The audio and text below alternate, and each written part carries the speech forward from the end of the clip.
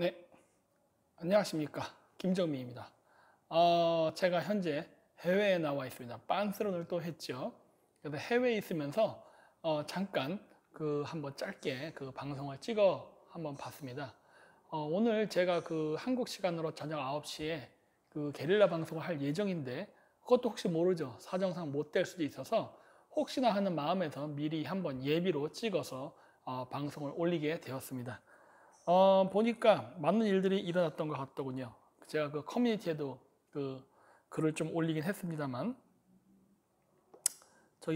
안정화 대표, 청와대 그쪽 주변에 황교안 대표 단식한 데서 사커킥 한번 맞고 여기 턱에 금 갔다 그러더라고요. 뭐 그런 사건. 그 다음에 이제 박결 대표도 또 여기서 이제 집회하면서 지금 단식 한다고 하는데, 아침에 제가 이제 봤어요. 그래가지고 이제 보니까 한 이틀, 3일? 지금 한국하고 시간 차이 있어서 제가 지금 헷갈리는데 하여튼 지금도 집회 중인 것 같더라고요. 단식 투쟁. 어디 보자. 지금도 여기 하고 있네요. 그래가지고 지금 3일 차라고 하는구나. 어우, 대단하네. 나는 이거 밥을 굶으면서 하는 걸 제가 제일 못하는데 정신력이 대단한 것 같습니다. 그래서 많이 응원하고 그리고 이제 좋은 일들도 많이 있을 것입니다. 제가 오늘 게릴라 방송 때 지금 하려고 하는 거는 홍콩 민주화 시위에 대한 이야기를 하려고 해요.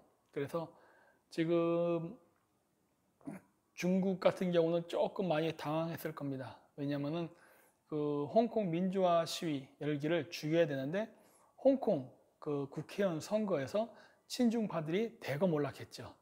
대거 몰락하고 그 다음에 이제 민주당 쪽 파들이 대부분 승리를 해서 아예 그냥 압도적인 승리를 거둬서 아마 홍콩 민주화의 열기는 더 커질 거라고 봅니다. 물론 이것을 중국 공산당이 어떻게 할지는 저도 몰라요. 이거를 더 강력하게 제압을 할지 아니면 뭐 이걸 승복하기 좀 어려울 거예요. 왜냐면 얘들 지금 굉장히 딜레마 상태니까. 근데 뭐가 됐든 좋습니다. 그래서 하는데 우리는 이거를 본받아야 됩니다. 왜냐면은 지금 중국의 그러한 대놓고 압제를 받는 이 홍콩에서조차도 저렇게 저항을 세게 하고 있는데 한국 사람들이 중국의 단물, 그거 독이 든 단물이거든요. 여러분 다 아시잖아요.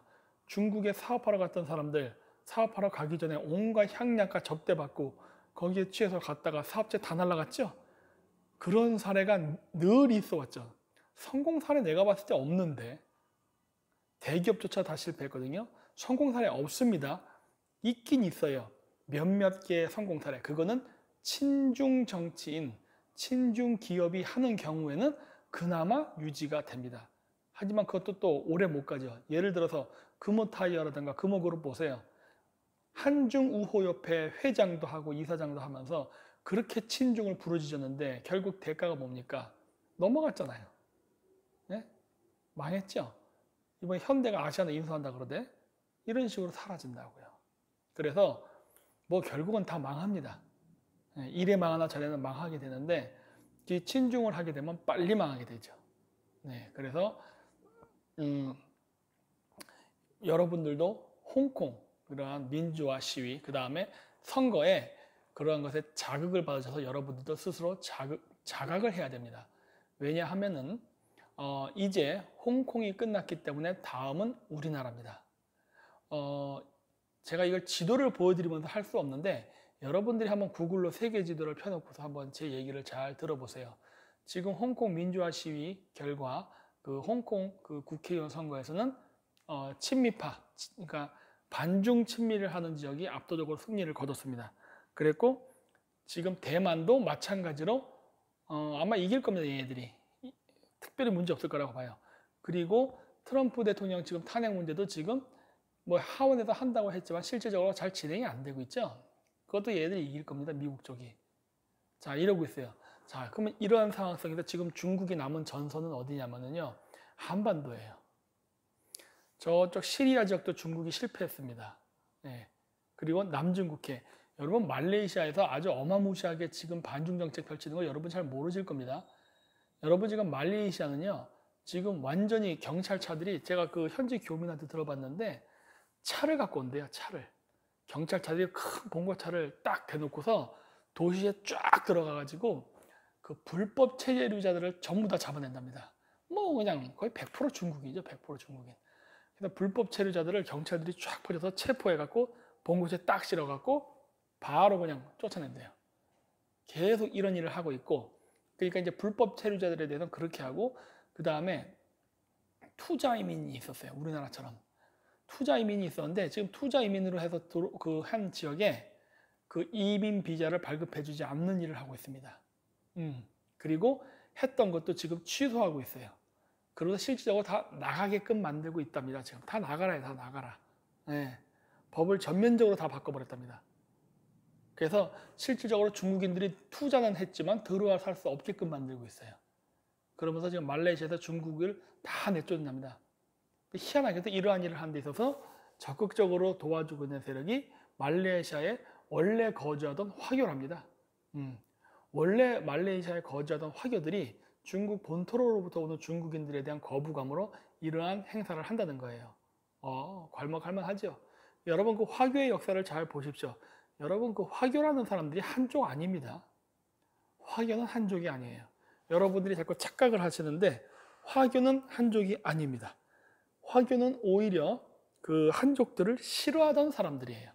실질적으로 그 우리가 알고 있는 화교 중에 대표적인 게 하카족인데, 이 하카족도요, 하카족의 언어를 씁니다. 이 동남아시아에 퍼져 있거든요. 퍼져 있고, 이 사람들은 원래 중국 한족이 싫어서 온 사람들이 많아요. 명나라 때 주로 화교 그 구성이 되었다고 하는데, 그게 바로 원나라 제국 때에 생목인이라든가 투르크인, 고려인, 몽골인 등등의 사람들이 남쪽에 몰려있고, 북쪽에 있던 사람들은 북쪽으로 도망쳤지만 남쪽에 있던 사람들은 북쪽으로 가기가 어려웠거든요. 그런 사람들이 남쪽으로 대거 이주를 해서 도망쳤습니다. 그래서 실질적으로 한족이라기보다 북방계 사람들도 상당히 많아요. 예, 이 사람들이 이제 그 동남아시아의 화교를 형성하게 되거든요. 그래서 저는 그 사람들이 그 중국인이라 생각하지 않아요. 물론 하카족도 중국인이라 생각하지 않습니다. 그래서 그 사람들은 하카족의 고유의 언어를 쓰고, 그리고 지금은 잘 모르겠지만은 불과 30년 전만 해도 한족하고는 결혼하지 않았어요. 네. 한족하고 결혼한 걸 기피했습니다. 그래서 그래서 말레이시아에서 현재 그 중국인들을 쫓아내는 중국 불법 중국인, 그다음 돈 많은 중국인, 다 빈민층 중국이 됐든 부자 중국이 됐든 전부 다 쫓아내는 작업을 현재 실시하고 있습니다. 그래서 현재 중국 주변을 둘러싼 지역에서 중국인들을 내쫓는 작업이 다 일어나고 있어요. 러시아 당연히 하고 있죠. 그리고 이제 중앙아시아 앞으로 좀 시끄러울 수 있어요. 그 다음에 동남아시아 지금 그러고 있죠. 태국은 좀 예외예요. 태국은 나중에 따로 좀 다뤄볼까 합니다. 그리고 있고 이제 동남아시아, 홍콩 이런 데서 이제 많은 일들이 벌어졌죠. 자, 그래서 이렇게 지금 중국이 선거라든가 그다음 반중 세력들의 그 득세를 해서 지금 점점 힘을 잃어가고 있는데, 지금 현재 중국이 이제 몇 개 안 남은 친중 지역 중에 이제 한반도가 있습니다. 근데 이 한반도는 굉장히 중요하죠. 미국에게도 중요하고 중국에게도 중요한 지역이에요. 미국이 동북아시아로 진출한 데 있어서 첫 그 유라시아 대륙의 발판을 밟게 되는 지역이 한반도 중에도 남한이죠. 남한. 그리고 중국의 입장에서도 중국이 태평양 지역으로 진출하기 위해서는 한반도를 점령해야, 즉 동해안과 접하게 돼야만 태평양으로 나갈 수 있는 길이 열립니다. 그래서 지금 현재 미국하고 중국의 치열한 패권 경쟁이 이제 벌어지는데, 여기서 이제 홍콩이라든가 동남아시아에서는 지금 미국이 우세하게 가고 있고, 지금 현재 한국은 퀘스천 마크예요. 따라서 이번 홍콩 그 국회의원 선거의 승리는 무엇을 앞으로 예상할 수 있냐면요, 한반도에서 이번에, 그러니까 내년에 벌어질 국회의원 선거에서 친중과 친미 세력 간의 치열한 패권 경쟁, 그 다음에 그 다툼이 일어날 것이다라고 저는 예상합니다. 따라서 제가 앞으로 지금 이제 한국 들어가게 되면 당면하게 될 일은 더욱더 거세게 친중 세력들이 저희 그 친미 세력들을 그 몰아내고자 발악을 할 거라는 예측을 할 수가 있습니다. 중국이 동남아시아, 홍콩, 대만 지역에서 밀리고 있는데, 지금 신장 위구르 자체 흔들흔들 거리죠. 지금 흔들흔들 거립니다. 그러고 있는데, 이러한 상황 속에서 북경을 코앞에 두고 있는 한반도가 친미화가 된다면 중국 입장에서는 지옥과 같은 일이거든요. 따라서 내년 4월에 있을 국회의원 선거에 친중 정치인들이 많은 의석을 차지하기 위해서 좌파와 우파 양 진영에 엄청 공작을 할 거라고 저는 이번에 예상을 합니다. 그러니까 홍콩 민주화 선거에 그 홍콩의 민주파들의 승리는 아직 우리의 승리라고 할 수는 없어요.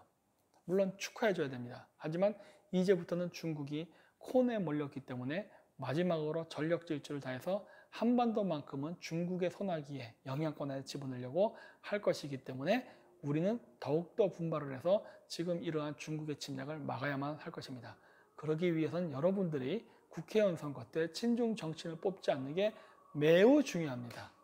이것은 우파뿐만이 아니라 좌파 사람들에게도 마찬가지고 중도라고 얘기하는 나는 누구 편도 아니네 하면서 맨날 어정쩡한 자세를 보이는 중도 사람에게도 같이 고려해봐야 될 문제가 될 거예요. 왜 그러냐면 여러분 친중 정치인을 뽑게 되면요. 여러분들의 삶의 기반이 무너집니다. 여러분 그거 아십니까? 저기 봉은사라던가 종로 이런 데 지금 중국 거지들이 슬슬 나타나기 시작했습니다. 중국인이에요. 중국인. 네?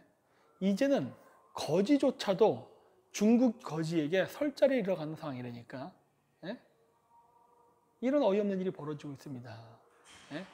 우리나라의 거지 층서부터 최상류층까지 중국인들이 들어와서 여러분의 자리를 다 빼앗아 가고 있다는 말이에요. 그런데 여러분 중도라는 말이 되니까 여러분 살라고 얘기하는 거예요. 여러분 살라고. 여러분들의 권리, 여러분들의 삶을 지키라고 얘기하는 겁니다. 별거 없어요. 저희가 얘기하는 거는. 저희가 얘기하는 건 결코 구구가 될 수 없습니다. 왜? 우리가 밥 먹고 사는 이 삼시세끼의 의식주를 예나 지금이나 똑같이 하기 위해서 싸우고 있는 거란 말이에요. 네? 그리고 또 한 가지. 그 중국인들이 슬슬 본색을 드러내죠. 제주도가 자신들이 잃어버린 고토라고 합니다. 그러면서 제주도를 자기네들이 되찾아야겠다라고 얘기하기 시작했습니다. 이게 어디서 나오냐? 제주일보예요.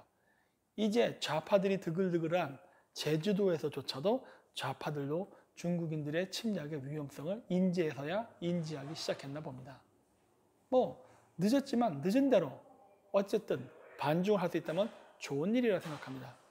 여러분들도 빨리 반중의 대열에 합류하십시오. 제주도민들, 제주도 사람들은 원래 본토인들에 대한 거부감이 있었어요. 본토인들의 뭐 옛날 뭐 삼별초 항쟁이라든가 뭐 여러 가지 뭐 조선시대 때 유배 이런 문제 때문에 본토, 이거 한국, 이 한반도 쪽 사람들이죠. 이쪽에 대한 막연한 거부감이 있었습니다. 바로 그러한 거부감을 이용해서 중국인들이 EEJ라는 전략으로 파고 들어왔던 것인데 여기에 더 이상 이용당해서 제주도를 중국인들이 전부 장악하게 방관해서는 안 될 것입니다. 원래 제주도는 제주도를 위해서 살았어요. 굉장히 폐쇄적입니다. 저도 알아요. 제주도 사람들 그냥 제주도 출신이면 국회의원들 묻지도 않고 그냥 찍어줍니다.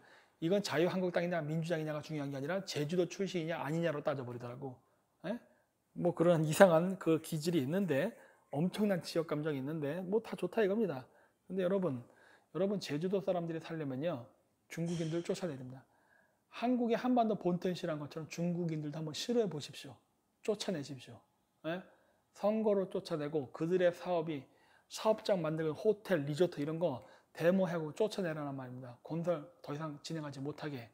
그런 것들이 완성되면 여러분의 직업은 날아가고 중국 관광객은 여러분들의 가게를 오지 않게 되기 때문이에요.